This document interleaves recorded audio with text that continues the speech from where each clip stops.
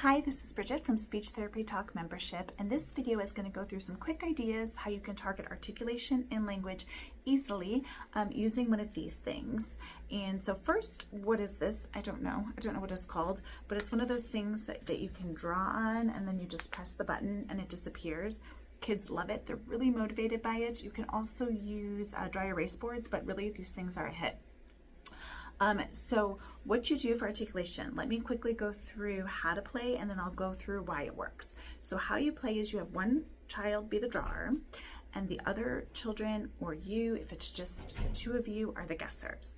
So the child who is drawing has to think of a word that has their sound either at the beginning, middle, or end, whatever you're working on, and they have to draw it in 10 seconds or less. And then everyone in the group has to guess what it is.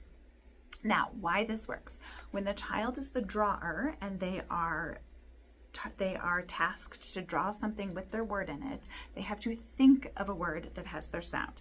Now, this is a great first step for that self-awareness, self-correction, phonological awareness. You know, you're not just being told what words to practice, you are thinking what words have your sound in it to practice. So that is a great first step for generalization. Then the rest of you in the group have to guess what it is. Now, since the child drew it in just 10 seconds or less, I give a time limit 10 seconds or that less because I want a ton of repetitions. It's usually not the best drawing, which is a good thing.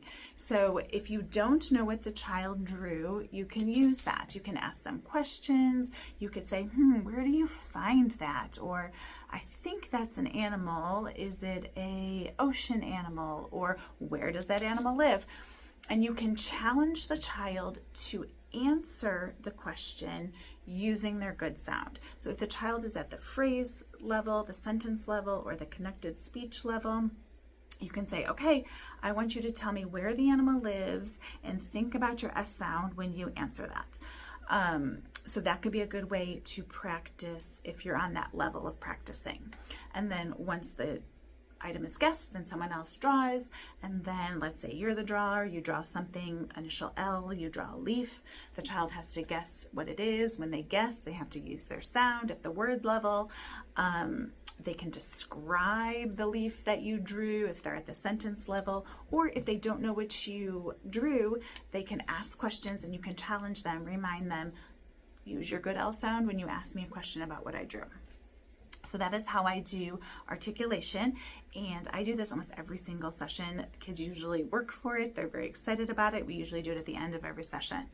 Now for vocabulary, it's the exact same. You set it up the exact same way, but you could challenge the child when they're the drawing. You could challenge them with maybe drawing something out of a certain category. So if you're working on categorization, you can challenge them to draw a vehicle, to draw clothing, to draw something warm, to draw something sticky. And then everyone can guess it. It's a fun game. Or let's say you can just have them draw whatever they want to draw. In 10 seconds or less, you probably aren't going to know what it is, and you can model the different vocabulary components by asking, oh, where do you find that object? What does it do? What does it look like? What are its different parts? And they can answer those vocabulary questions, and then when you're the drawer, hopefully they don't know what you drew.